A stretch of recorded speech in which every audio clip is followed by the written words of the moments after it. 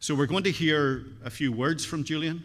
We're delighted that we have him with us, albeit some distance and remotely this morning. And then I think there will be an opportunity for some questions from the floor, probably having to be delivered through me, that we can ask Julian. So Julian, thanks very much for being with us. And we'll hear your words now, and then we'll have a conversation with those present here. Thank you very much indeed.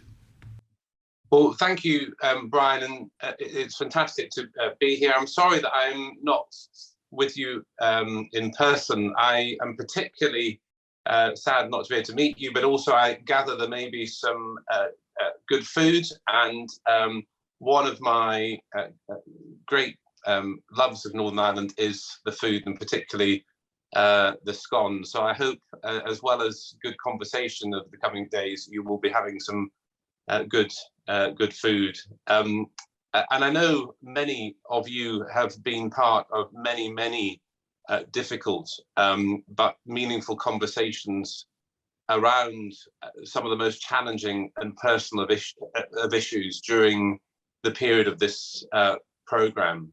I pay tribute to Glencree, to Rasheen and the programme organisers, but above all, I pay tribute to all of you here today and those who took part but who are not present today. Reading about the hundreds of engagements and dialogues that you have had during this project has been incredibly positive in ensuring information exchange and understanding, and also contributing to civil society and government hearing firsthand the horrors that many of you and your families have been through. So a huge congratulations to everybody for taking the time and for your frankness and for your commitment and sharing and communicating your experiences. Barney's just talked a bit about my time in office, and I'm grateful for his kind words, but really it was a huge privilege to do that role. I remembered the troubles from my childhood. These were experiences I was seeing on the screen in my television at home in Scotland. You were living these experiences and living these horrors, and I can't begin to pay tribute to the fact that during programs like this, you're going back to those times and being open and communicating with others about them. I hope that following the ending of this program, that you'll find other ways of meeting and talking and sharing, because the more I have worked with victims and survivors, both of historic child abuse in Northern Ireland and troubles, this is dialogue, and honesty is the only way that experiences of the past can allow more honest and open. Northern Ireland has a fantastic and bright future. The post-conflict generation in Northern Ireland is a great reason for hope. There is fantastic business innovation, world-beating creativity, and despite the current political situation, a new generation of civic and political leaders. I was struck last week when I attended the Northern Ireland Women in Business event in Belfast, that Northern Ireland is also home to ever-increasing diversity. From the years of death and destruction to the Good Friday Agreement and to peace, and now to the future, your role, all of you in this room, in building a clearer picture of the past is really vital to setting down the foundations for that future. As you reflect over this event and about the past few years of this programme, I hope you have confidence that what you've been part of is as important in opening up the past as it is to opening up the opportunities for the future. Northern Ireland has such incredible opportunities, and you have and are playing a key role in ensuring that it can seize them. Generation to generation, having paid the most dreadful of prices, you're handing forward a better future. I hope the coming days are positive and engaging, and I look forward to hearing more details of the conversations and engagements that you're about to have. Thank you. Thank you, Julian. And what I'm now going to do is ask a couple of people in the room if they have a question that they want to put you. Kenny Donaldson is here near the front, so is Breege. Kate Turner will tell you that I quite often take hostages at times like this to make sure that the dialogue flows and continues. So we'll start with Kenny. Kenny, if you can tell me what your question is, and I'll put it to Julian. Or if you want to come up and ask it, that's absolutely fine. Whatever, possibly best if you stood here, Kenny. Okay. How are you, Julian? Hi, Kenny. If the bill progresses without very substantive amendments to the areas of independence and governance and investigations being robust in construct, can you and others within your party who share such concerns walk through the government lobby in supporting the bill's implementation? So I did. So sorry, go on, Barney. Yeah, so I think basically Kenny's question is, without major amendment and repair work on this bill, would someone like yourself be able to vote for the government as this bill stands at this time? Is that right, Kenny? In summary, yeah. So thanks, Kenny. I mean, look, I didn't vote for what's called the second reading, the first introduction of this bill, and I made some fairly direct remarks. Obviously, I want to make sure that change happens, but as things stand, I wouldn't be voting for the bill in its current form. I do think the issue of investigations is so key. The government has made reassuring comments around the fact that these will be full investigations, but the fact of the matter is, in the bill itself, that is not explicit. So I think we do need to see significant improvements to the bill. I'm obviously hugely regretful that many victims and survivors feel that they haven't been more part of the process of getting to this bill. I had hoped when we had introduced New Decade, New Approach that we would have quite intensive discussions. I'm sure it's difficult, if not impossible, to get full agreement on every element. But I think my parallel concern, as well as the content of the bill, is that those intensive discussions to bring people along appear not to have happened. Julian, I'm trying to read a note here from Kenny. So I think if we heard you correctly, in its current form, you would not support the government with this bill. And in terms of what needs to change, it is that investigative, much more robust investigative approach and that continuing search for justice. Have we heard you correctly on that? That's correct. You happy enough, Kenny?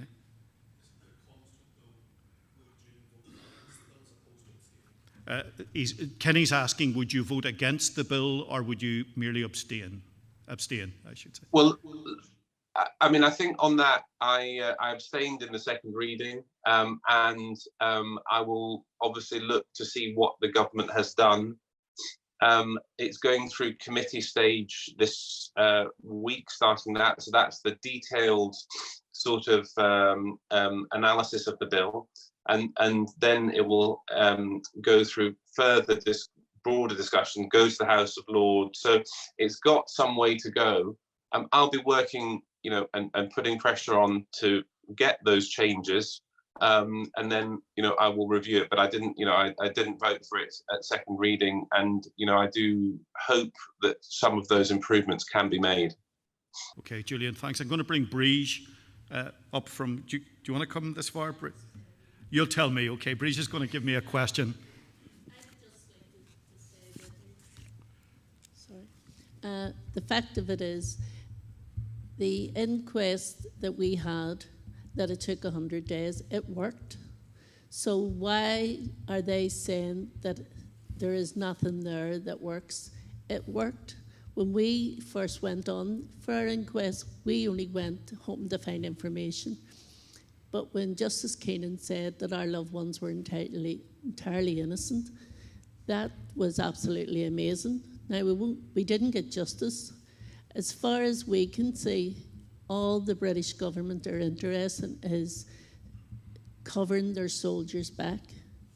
And I just feel what made it stand out even more was when we were in court, that they couldn't remember.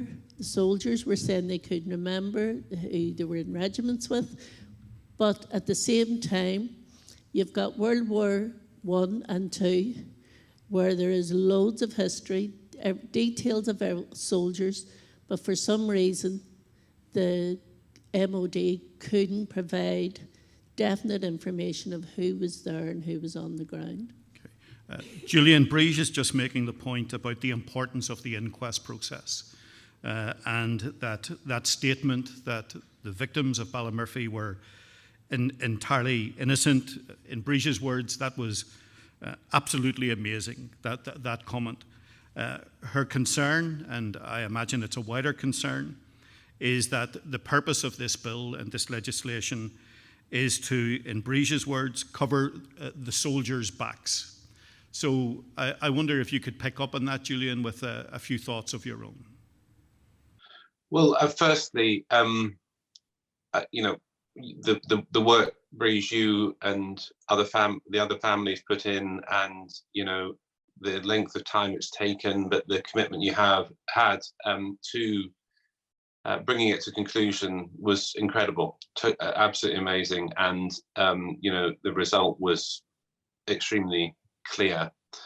I think what's been important in inquests like that, in Operation Canova and other examples, is that information has come out, that there has eventually been more transparency, and we should be encouraging that. And I did ask a question when the government introduced the legacy bill around inquests and whether there could be some flexibility about when those inquests are cut off, because as you know, there's a pipeline of inquests, and that pipeline was agreed a year or so ago, and I think one of the things as the bill goes through the Commons we should all be pushing for is for much more flexibility about allowing many more of those inquests to go ahead. Now, the government indicated it might be open to that, but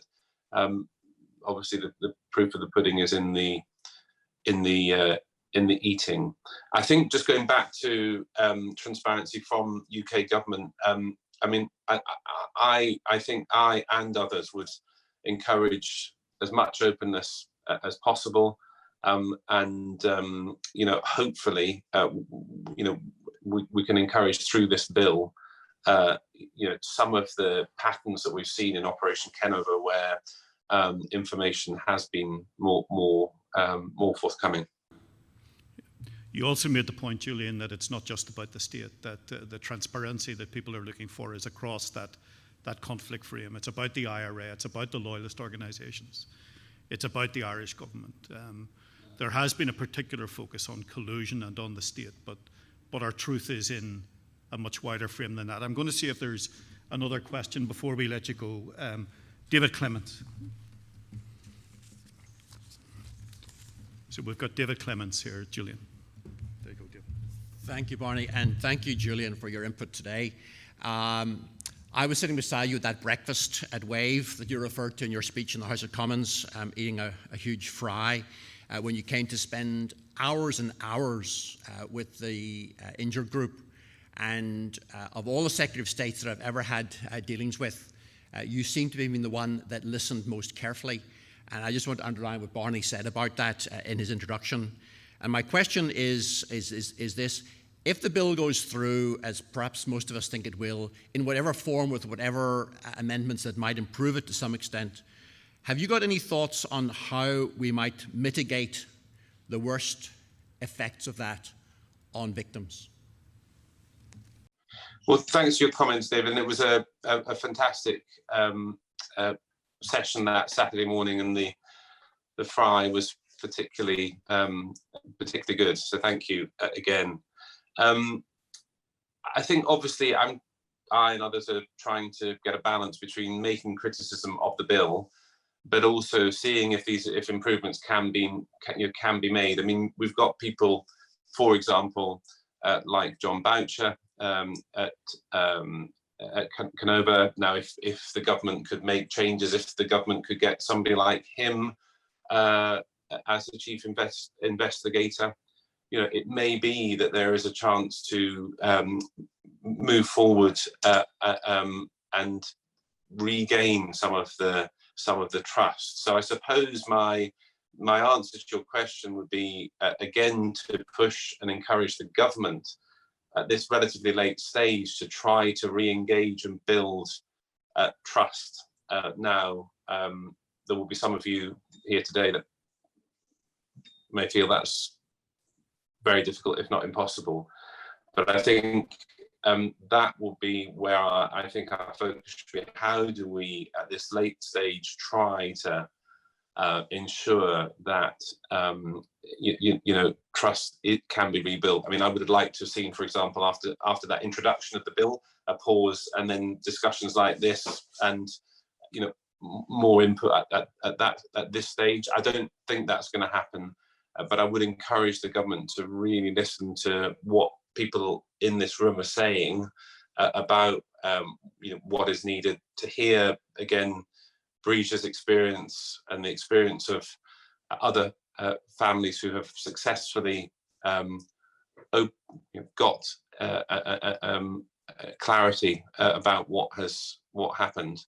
And I think we need to just keep pushing the government to do that. So I would encourage all, you know, if there's, I know some groups have been across to Westminster, the more pressure you can put on government. I hope there may be one or two civil servants were planning to come today. I don't know if they've made it, but I think the more pressure you can put on, the better.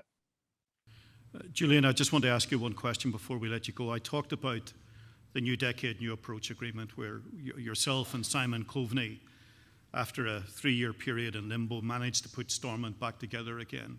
How concerned are you at this time that our politics has fallen again, that Stormont has stumbled again, and that we seem to be in another of those periods of not working? And I suppose that amounts to another missing piece in our piece, not just this legacy question that we're discussing today, but the fact that we don't have a government at this time. Well, it's a real blow that Stormont is not up and running. I'm pleased that we've got ministers. So in the deal that Simon and I put together, there are ministers operating, but obviously no assembly and no executive. That's having an impact on the budget and other issues. So I would really encourage people to get back to work.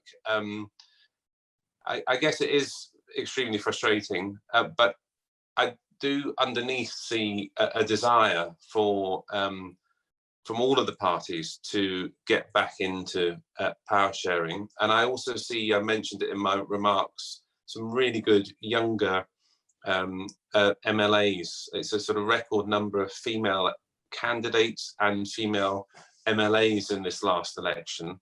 And I'm quietly hopeful that although we've got this very strong turbulence at the moment, that we can move forward. And but obviously that requires trust, it requires confidence, and I accept that at the moment those are not in huge supply, but I do believe ultimately that the politicians in Northern Ireland do want to serve. Julian, thanks very much for your time this morning. I'll ask you to thank Julian Smith yourselves for your words, your thoughtful words, your thinking, and for taking time to speak into this conference organised by Glencree. Thank you very much, Julian. Thank you, everybody.